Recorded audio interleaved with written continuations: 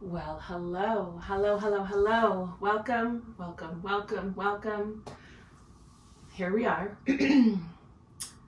Second virtual full moon gathering and teaching. May 7th. Today is May 7th. Seems like maybe our world might open up a little bit eventually soon. We'll see. We'll get into that. I'm going to start by prepping my space a little bit.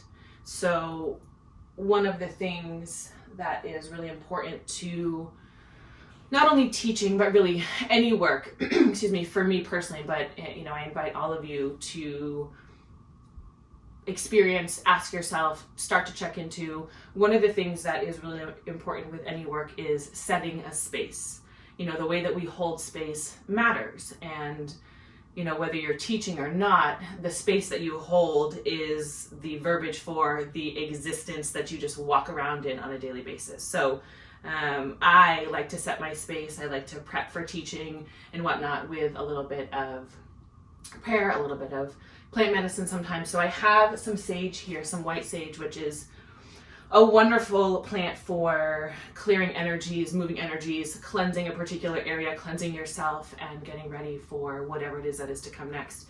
One of the things I really want to highlight, and this is something that was taught to me by a couple of Dene grandmothers that I study with and walk with and have the privilege of spending time with, is that we really don't need a lot. So I have this whole bundle right here, which is great, but I just broke off a tiny little piece because we just don't need a lot, honestly. So all I'm going to do is light this. Some of you have asked in the past, like, how do I smudge? Like, how do I do that? What does that look like? And legit, this is what it looks like. You just light it and let it do its thing, right? Just let it smoke. Plants are bits of ancient wisdom, and they don't really need direction from us necessarily. They really just need us, again, to hold the space for them to do their work. So we've got some sage going. I'm going to just put this here, let that keep going, do its thing. Okay, so let's begin. Let's get into our teaching. Our teaching this month is about following the artist. Actually, a couple ground rules first. Let's check in on that. Similar to last month, there is, for this live stream, there's no commentary, there's no commenting, there's no back and forth between you and I, which, to be honest with you, last month was a little bit strange. I'm so used to teaching with people in front of me and having that conversation, having that exchange, and that's just obviously not the case given where we are, but that's okay. The medicine still translates. The transmission still occurs. So there is no commentary. However, this teaching and any anything really is always an invitation. It's less about Olivia telling you, this is what's up, this is how it's supposed to be, this is what I think, this is what I feel, this is what you need to do. It's never about that. It's always an invitation. It's an invitation to see what lands and resonates in your body. It's an invitation to feel feelings. It's an invitation to disagree. So I say all that to invite you all and to let you know that all comments, questions, concerns, all of it matters and all of it has a place. So I hope that you brought something to write with. I hope that you have some paper, because I want you to write down the things that you pick up on, the things that you have questions about, the things that you don't like, especially the things that you don't like. Because when we are triggered by something, that is a sure sign from our body that there's some work to do there. And maybe it's not necessarily work on yourself. Maybe it's like, hey, Olivia, I want to talk to you about this and you teach me something. I mean, there's really no specific way that this goes, but the bottom line is that being aware of our responses is what matters. So write your stuff down. If you want to reach out to me in an email or via social media, if you have questions, if you want to have more discussion, let's do it. Discussion is my jam. I love to talk about things, so let's do it, okay? So no commentary at the moment. However, I did reference social media. You can hit me up on social media. All the platforms, I think probably most of you have connected with me on social media. You can find me on Instagram, on Facebook. You can find the Only Love community also on Instagram and Facebook. Both of those places are virtual spaces that I curate and roll around in. So follow along, comment, contribute. Let's be part of the community together. If for some reason tonight anything goes awry with your live stream, check your email, because we do have someone who's paying attention to the audio, paying attention to the visuals, any of that stuff. So if anything gets funky, check your email and you'll get some reconnects, some directions from there, but that's not even going to happen. We're in a bubble. All is protected. We are good to go. And last thing is that I will have a few homework questions for you. So as I referenced earlier, having something to write with, having a piece of paper would be very helpful, so that you can take those homework questions down and do a little bit of writing after the teaching is over, okay? So,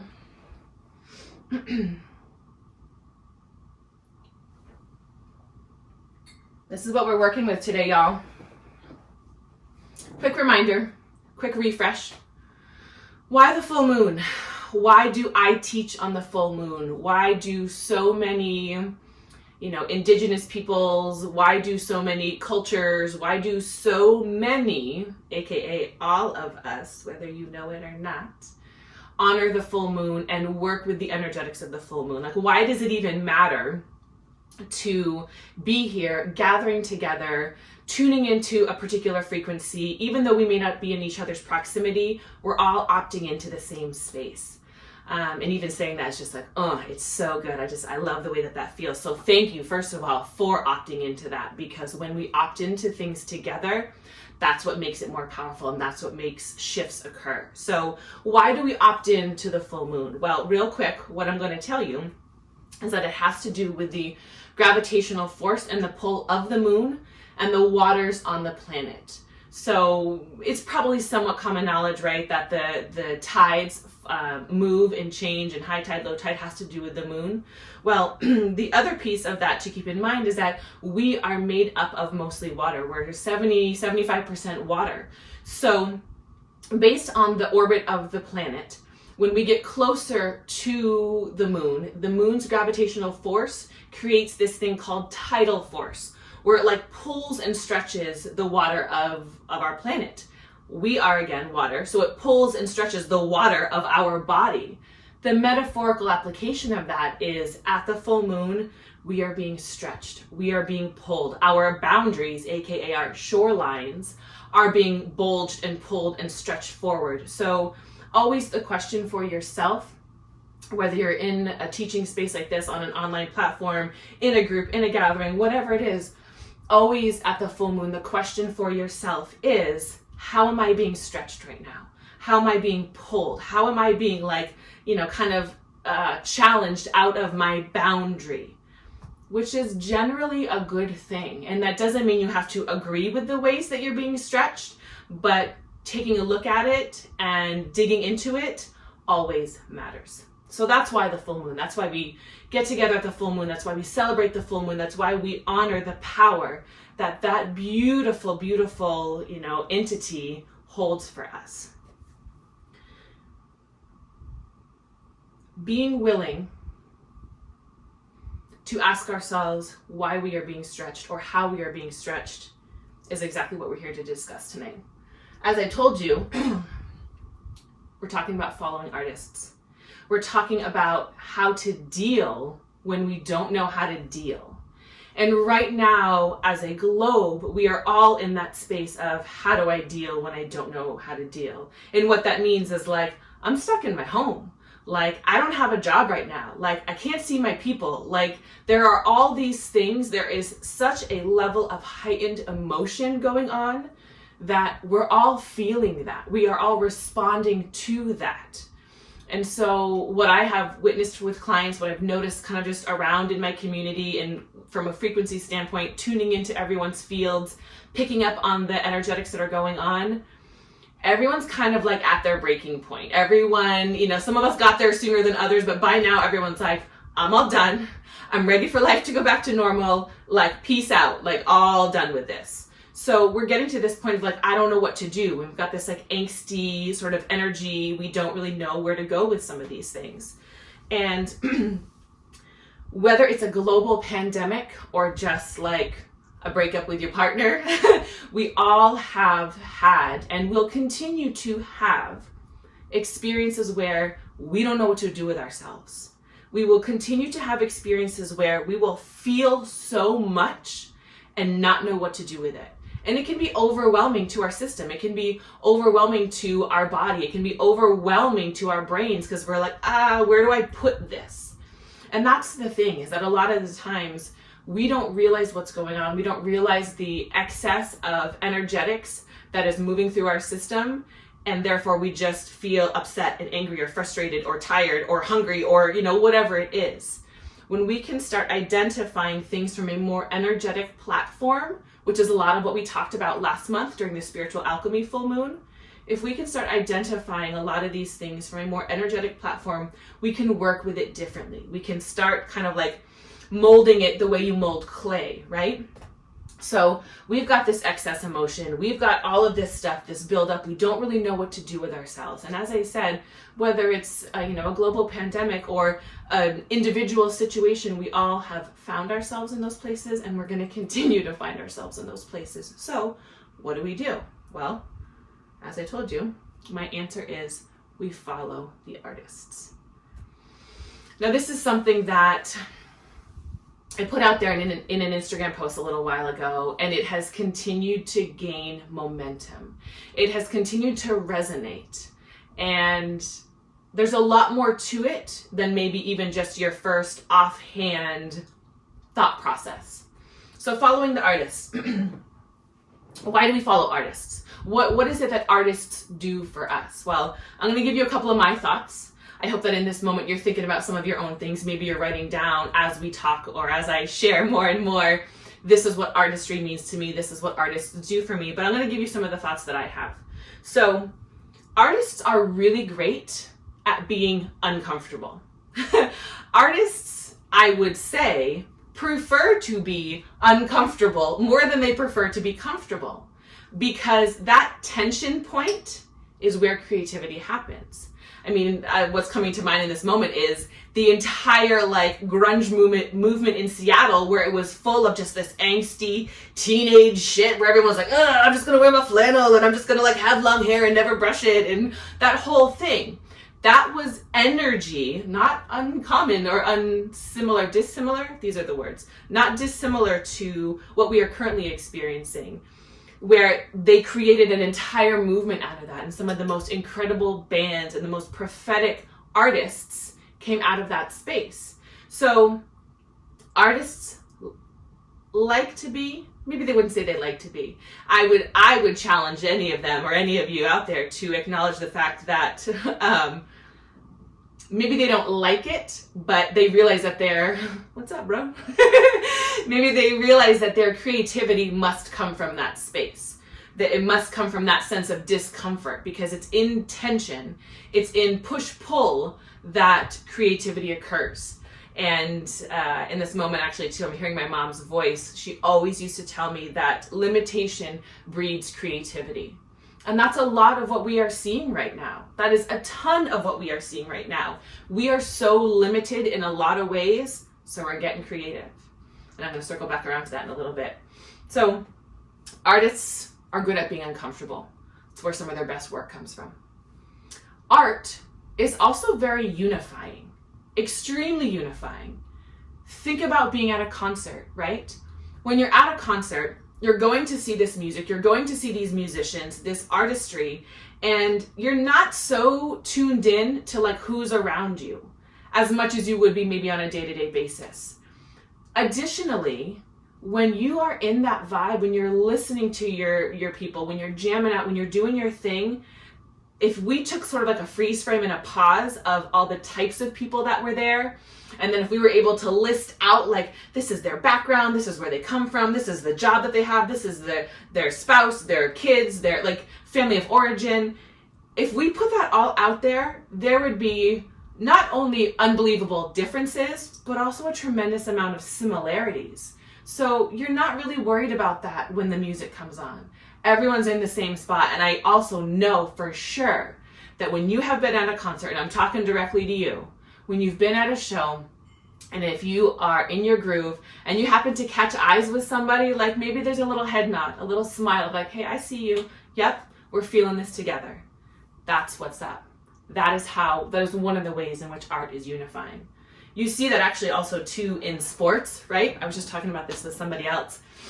In sports, because athletics are very much an art form, hands down. The coaching, the players, like it is such an art form. And especially right now with the Michael Jordan documentary that's on, that man is poetry in motion. The way that he would move his body, the way that he would read the court, the things that he would do, that is artistry.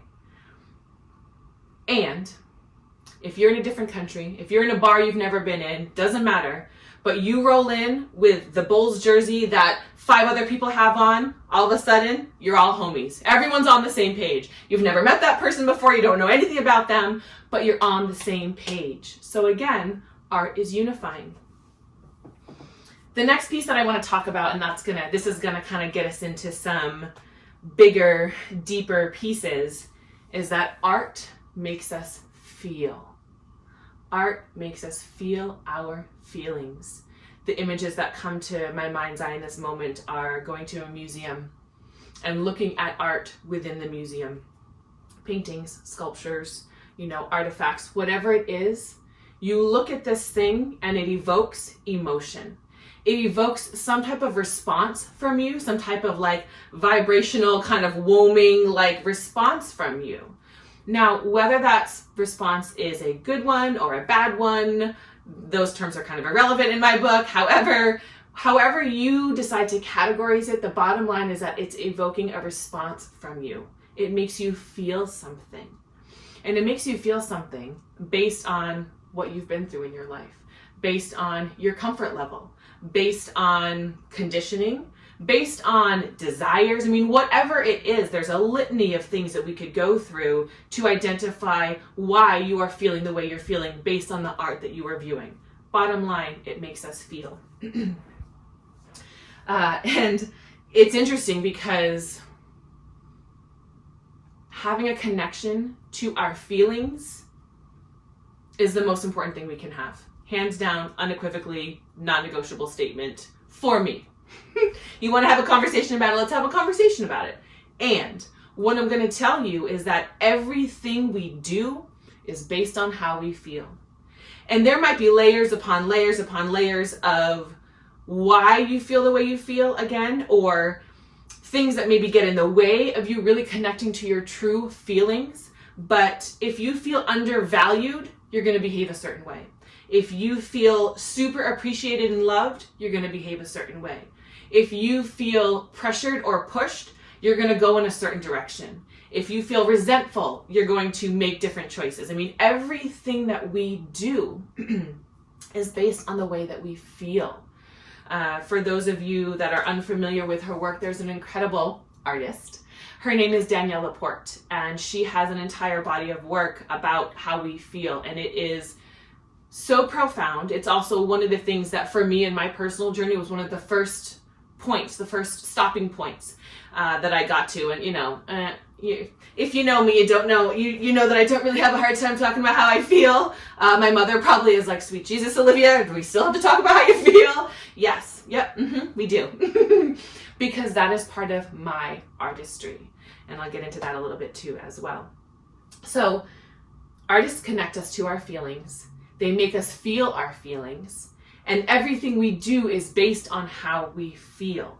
So right now, at this time of our life, whatever stage of your journey that you are on, the way that this experience is resonating with you and the feelings that it is creating are very, very important. And they're very, very specific to your particular journey, as well as your particular trajectory or work of self that needs to be done.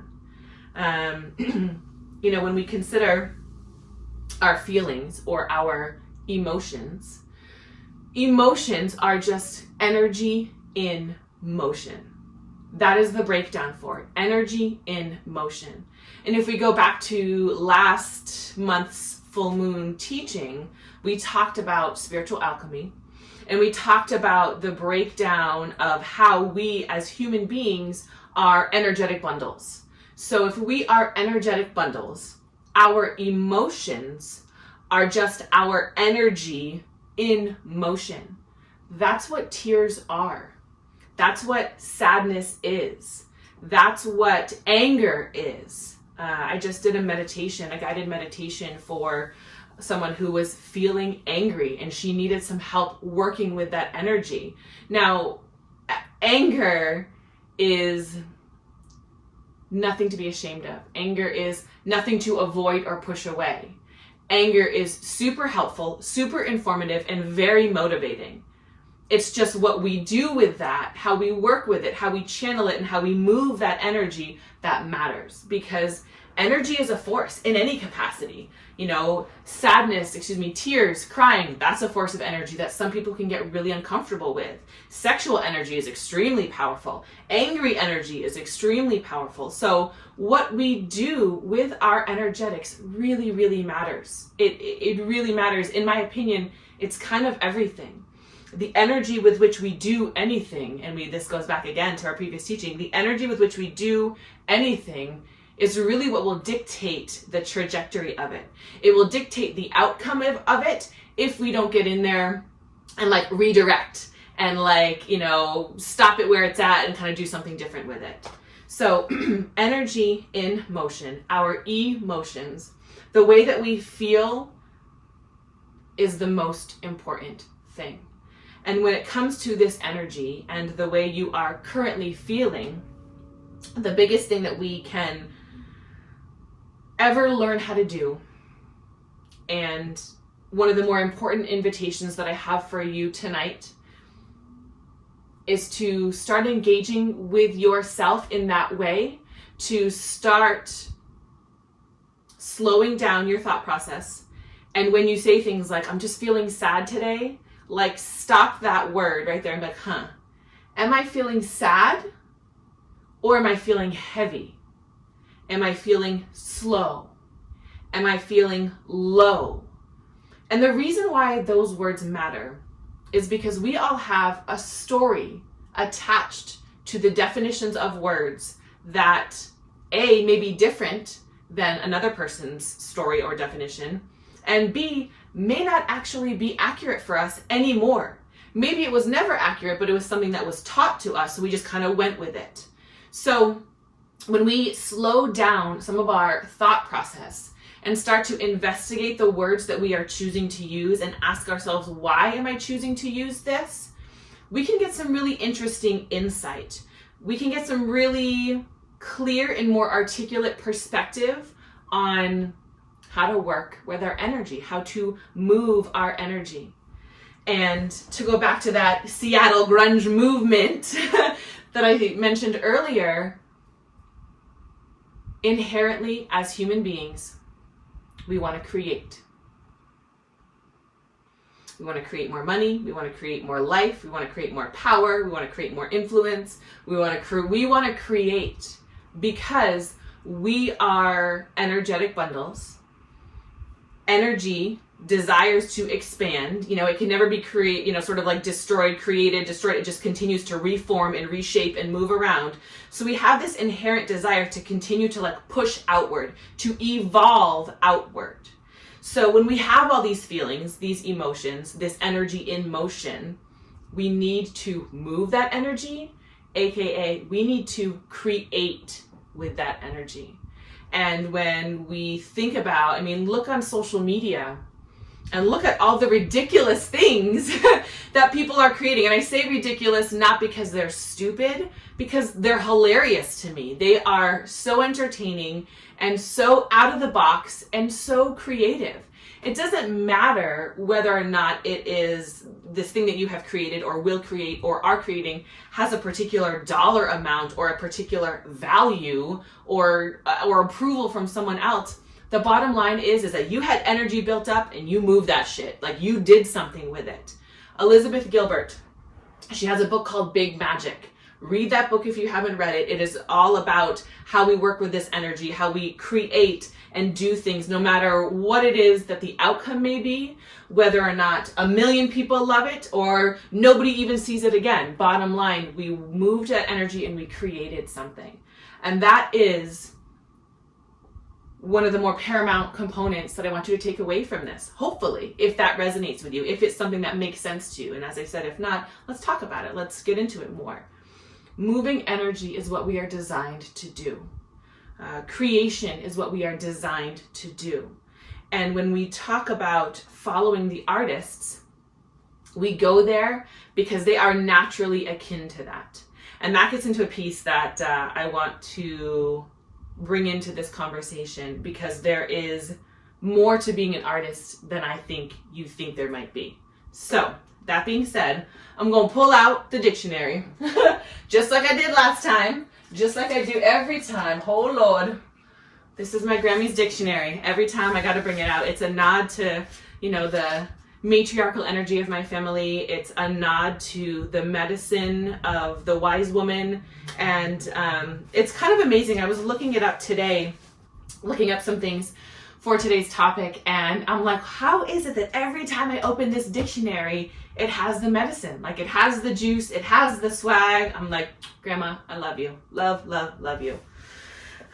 So the words that I'm going to look up tonight are art, artist, artistic, things in that variety, because I would like you all to consider some other things. So I was talking to one of my homegirls last night who is a painter. So for all intents and purposes, she is an artist. And one of the discussions we were having was that artistry and being an artist is so much more than painting or writing or playing music or sculpting. And in fact, and this was some of what I talked about during my Instagram video, I actually believe that not only is everything art, but every person is an artist. So let's get into that a little bit. I'm going to read you some of these definitions, and you think about what you want to think about. Write down what you think, and then let me know in a minute. Let me know later. Send me an email. Slide into my DMs and let me know how you feel about this definition. So art, the definition of art in this OG Grammy dictionary. The use or employment of things to answer some special purpose. The employment of means to accomplish some end. A system of rules to facilitate the performance of certain actions. A skill in applying such rules. Such as the art of building or of engraving, the fine arts, one of the fine arts, those that appeal to the taste or sense of beauty as painting, sculpture, music, the profession of a painter or sculptor, the special skills required by those who practice these arts. It goes on and on and on, kind of in that more accepted or traditional artistic way. However, I just want you to know the first couple of things that I read said nothing about sculpting or painting. It had to do with skills. It had to do with a means to an end. Keep that in mind. Looking up artist. One skilled in an art or profession, especially one who professes and practices one of the fine arts, as painting, sculpting, engraving, etc. And then artistic, pertaining to art or artists, trained in art, satisfying the aesthetic standards of art. So, while there are definite references and examples of painting, sculpting, fine arts, it also talked about, as I said, a certain skill set. It talked about understanding the job that needs to be done to achieve a certain outcome. So,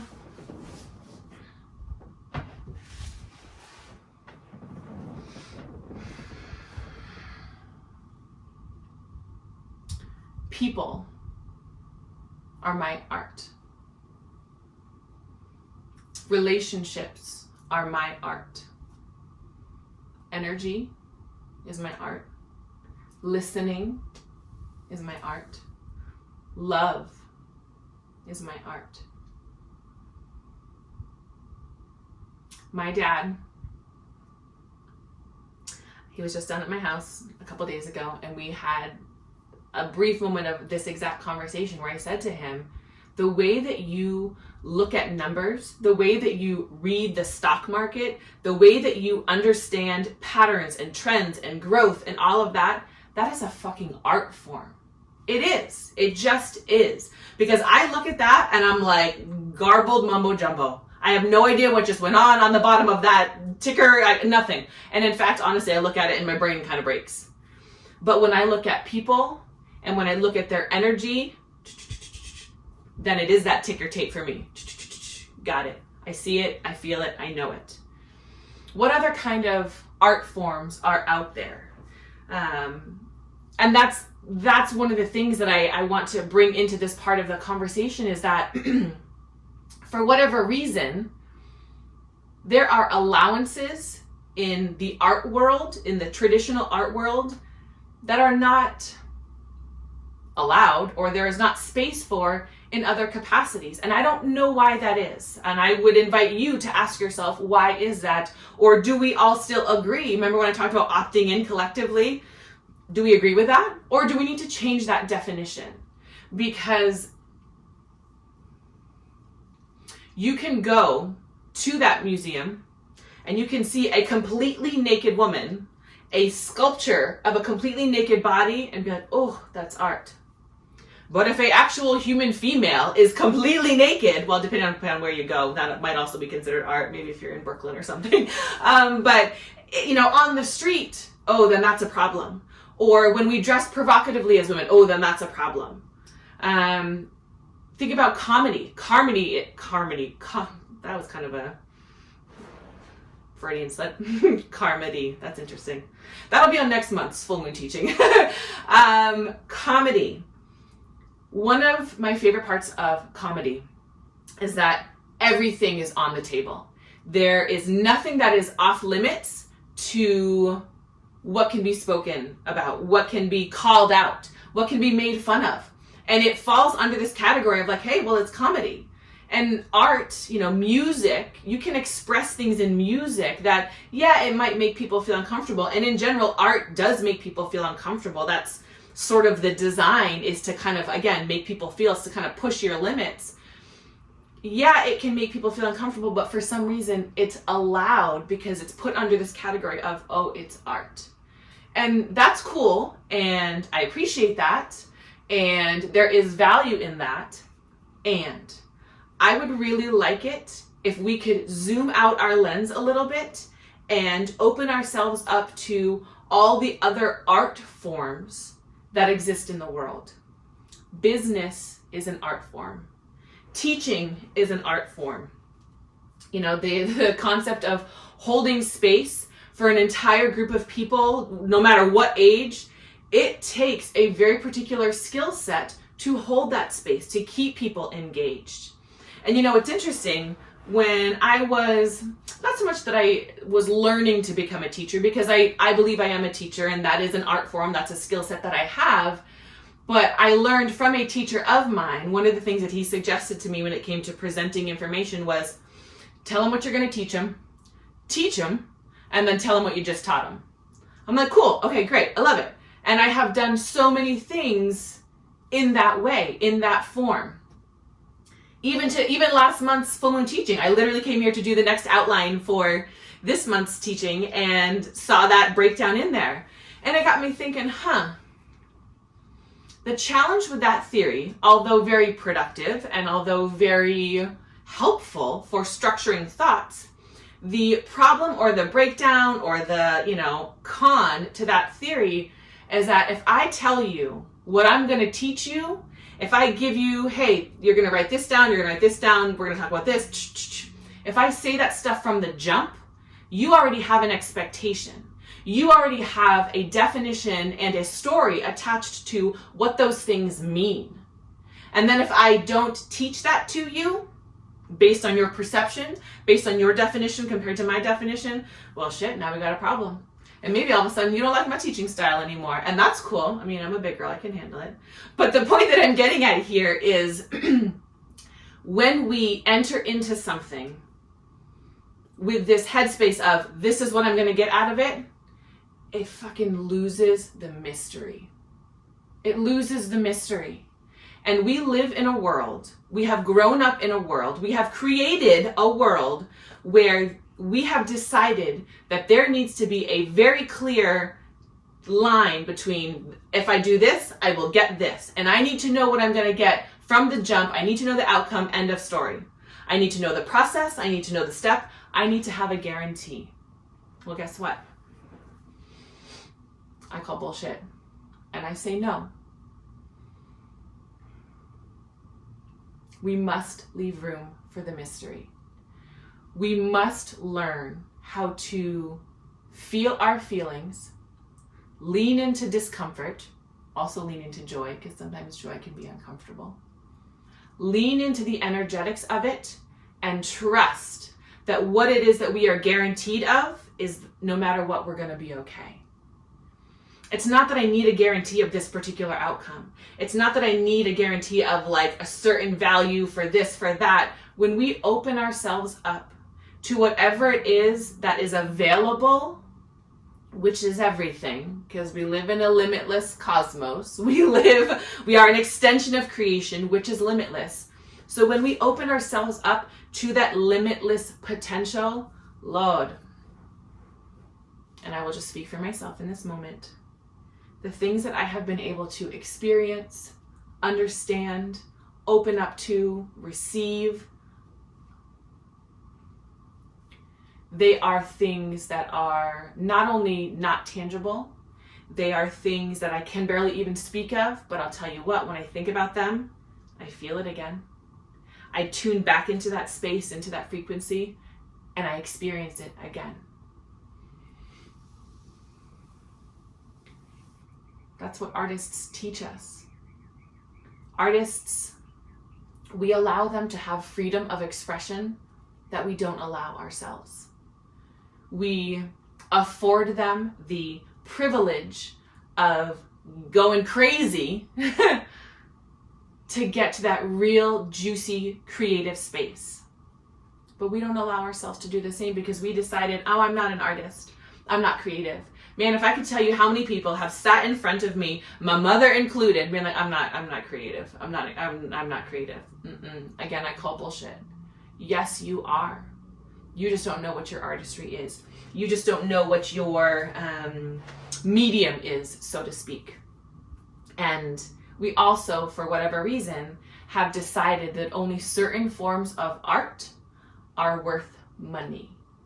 And we have decided that money is the end-all be-all. Well, money is just a piece of paper. And I know that there's a lot of charge. I mean, I said that and it was like, I just felt all this like, ah!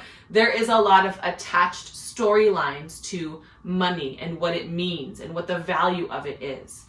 But money is simply a symbol for exchange. It's just one symbol for exchange. And really, it's ultimately no different than two people exchanging services, right? So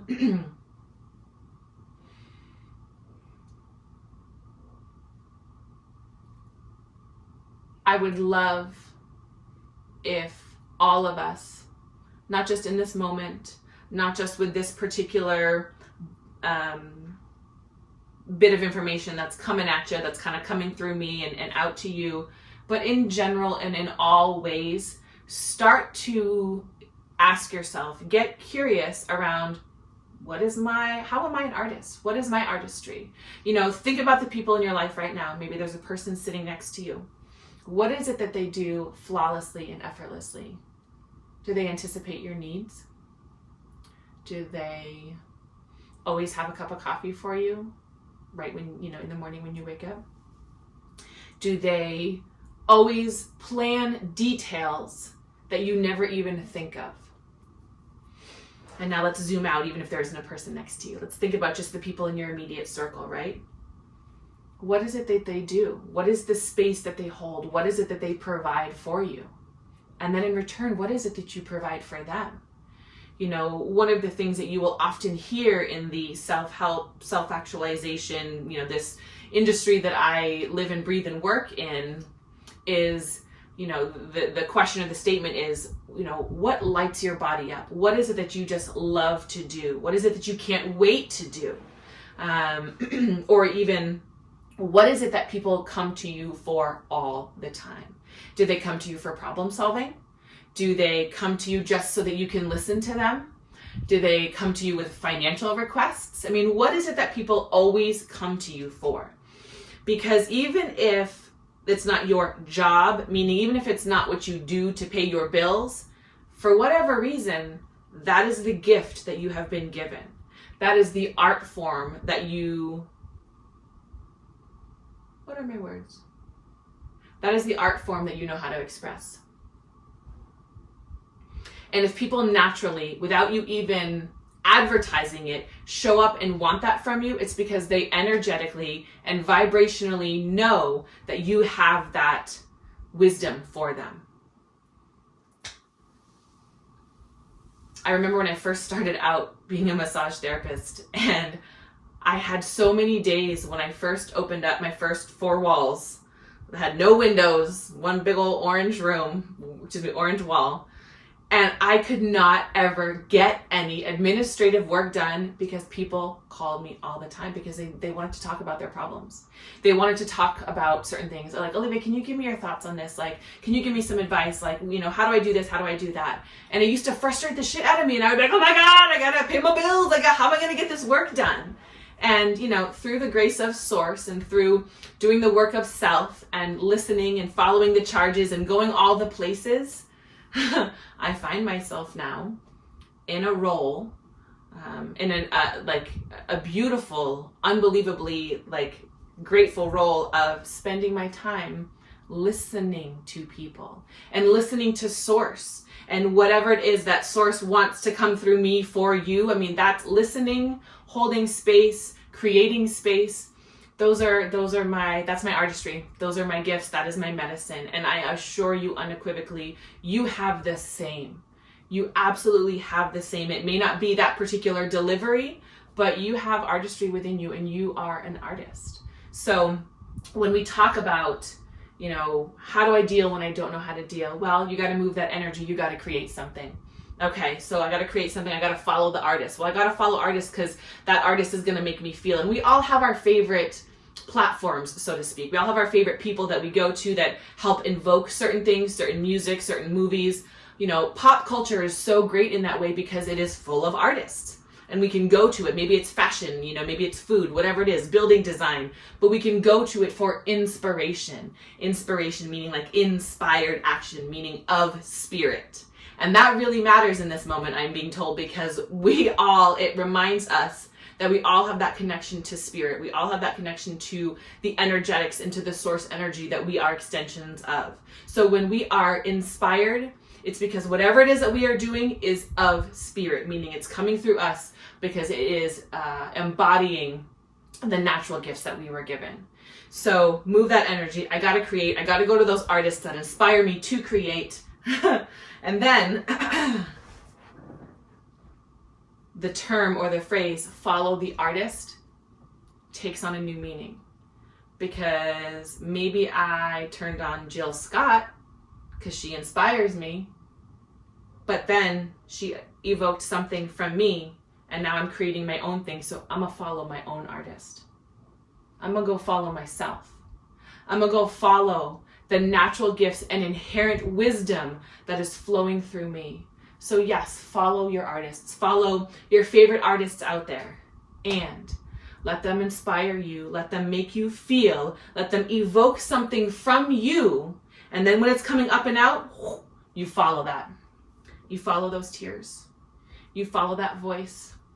You go for that run. You dance in your living room. You go cuddle your kids. You make that food, you write up that business plan, you sketch that design, you do whatever it is that comes through you and you follow yourself. Following the artists is a sneak attack language for follow yourself, for trusting yourself. And when it comes to those places and spaces that inspire us and speak to us, we go to those places because we trust them. We trust them to create a certain experience for us. We trust them to give us the words and the information that we need to hear. However, the most important thing about that is that when we go to that person because we trust them, it actually is an act of self-love to say, I trust myself.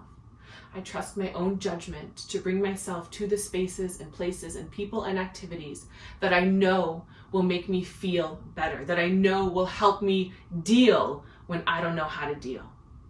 So saying I trust you to someone else is really you saying I trust you to yourself. And there we are, back home, in center, doing our thing.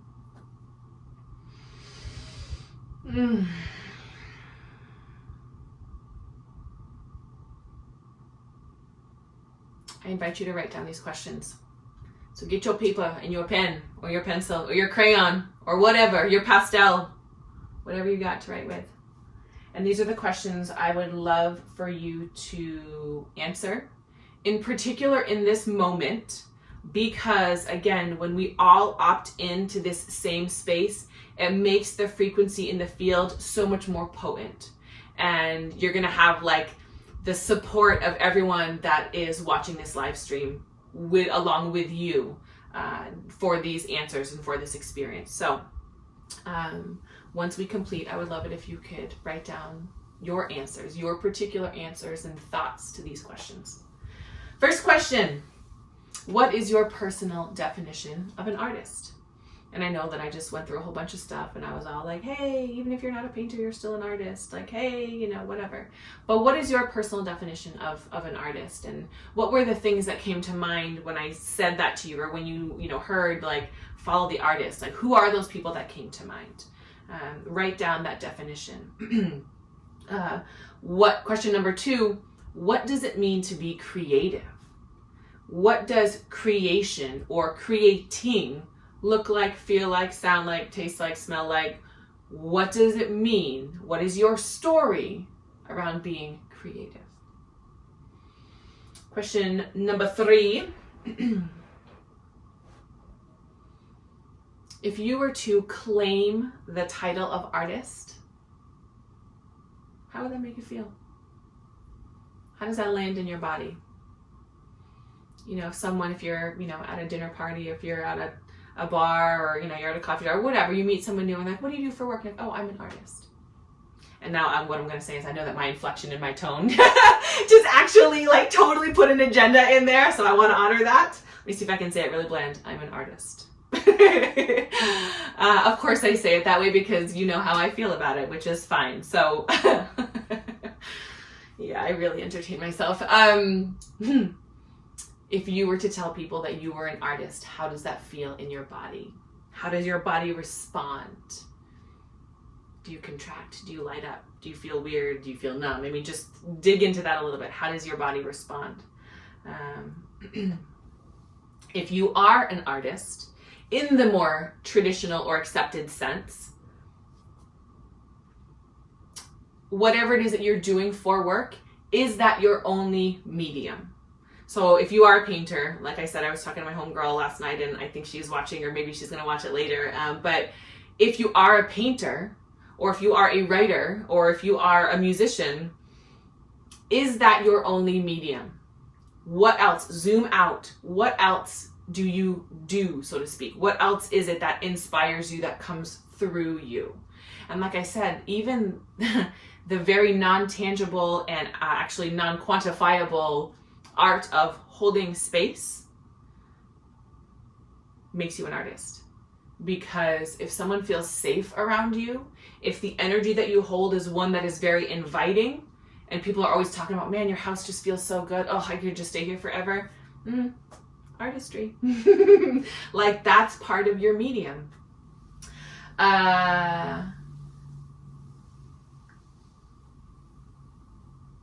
I would be curious to know, in addition to how it lands in your body to claim that title of artist, if you're not already claiming that title and you're trying it on for size just for now in this moment, what would your medium be? What are you an artist of? Are you an artist of love? Are you an artist of, organization? Are you an artist of design? I mean, what, you know, are you an artist of, you know, children? Oh my Lord, that is incredibly powerful and important artistry. So what is your medium? What is your medium? What does it mean to be an artist? What does it mean to you to be creative? If you were to claim that title of artist, how does that land in your body, and what would your medium be? And then if you are already a self-proclaimed artist and this is what you do, is that your only skill set, gift, and platform? Or are there other things that you flex and you don't even really realize it? The reason why all of this matters is because anytime we can come into a greater level of communion and harmony and acceptance of ourselves, everything works better. Everything works better. The channel flows, life seems to click into place differently. We're just fucking happier. Like we're just more at peace. You know, quite often a lot of our angst and frustration and dis-ease is because there is stuck energy that cannot move through us. So when I say to you that creation matters and follow the artist, it's because that energy has got to get through us. That's what we are. You know, these energetic bundles, again, we are more space than we are matter. So we have to let things kind of permeate and move through. That brings us back to the sage. You know, lighting that helps to clear and move energy. So after sessions, got to clear that out. Let that, anything that may have been stuck, let that go, like let it detach, like let it move on. We have got to move our energy. So that is what I have for you when it comes to how do I deal when I don't know how to deal? How do I follow the artist? What does it mean to follow the artist? How do I find my way to my own inner artist? If you have more questions, if you don't understand, if you need more help, you want support, I am here for you. I got you. If you would like to work with me on a more personal level, I am here for you. I got you. Email to olivia@oliviahalliday.com. You'll get emails, a follow-up email with the recording to this link. Find me on social media. I mean, you know, send out smoke signals and carrier pigeons. Like, I will find you, you will find me, we will find each other, the work will get done. So let me know what you need when you need it, and I'm here.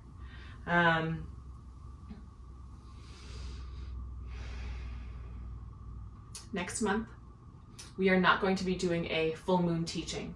It's going to be a little bit different because next month is June, and in June is when the medicine wheel, which is a whole different term, a whole different teaching that I can get you into if you're curious, but that is when the seasons change, that's when the wheel turns, and so summer solstice, at least in the northern hemisphere, because that's where I'm sitting, is on June 20th.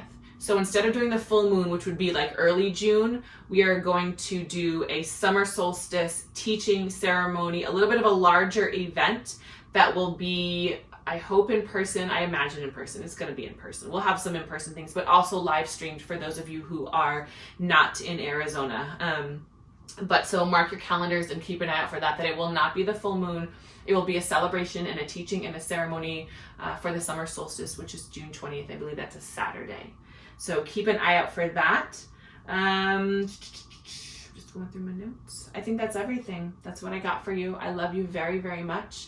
Thank you for spending your time with me, with all of us together. It has been just so wonderful, and it really has been everything. It's been an honor and a privilege to take up your space, to be invited into your space, and I want you to know that you're always invited into mine. So let me know what you need, and I'm here.